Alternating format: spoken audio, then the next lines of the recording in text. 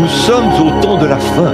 Nous sommes à la croisée des chemins, à l'intersection du temps. La fin d'une dispensation, le début d'une nouvelle. Il y en a eu 6 et nous sommes à la 7e.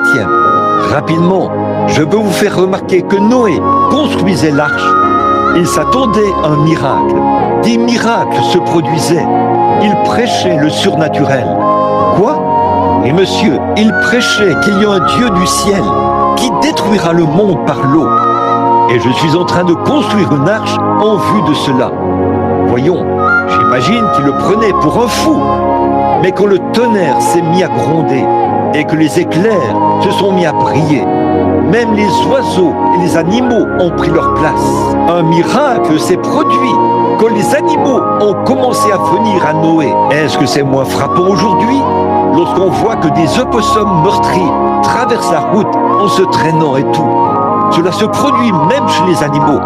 Et ça prouve que Jésus-Christ, le Fils de Dieu, est sur le point de venir. Amen.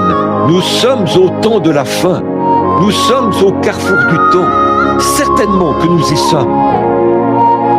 Qu'en serait-il si demain matin, ou à un moment donné ce soir, vous vous retourniez et que vous ressentiez une douleur vraiment étrange au côté?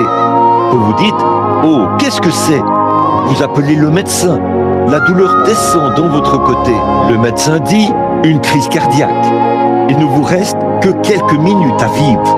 Alors, qu'en sera-t-il de cette expérience de la nouvelle naissance? Qu'en sera-t-il de connaître Jésus? Oh, vous dites, eh bien, je connais le maire de la ville.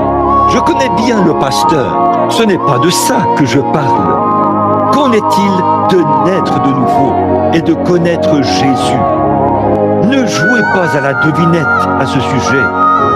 Ne vous imaginez pas simplement que vous l'êtes. Mais il faut que vous naissiez de nouveau. Je ne parle pas d'un emballement mental, fanatique et émotionnel.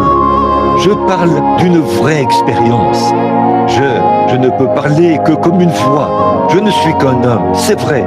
Et vous avez le droit de douter de moi si vous le désirez. Tout ce que je fais, c'est de vous apporter la parole de Dieu, sans mélange, et de vous dire la vérité.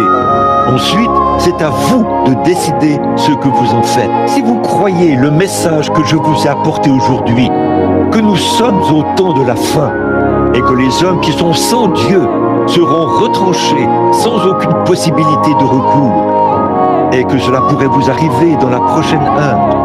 Donc, vous n'allez pas me dire que vous ne voulez pas lever la main pour dire « Oh Dieu, sois miséricordieux envers moi ».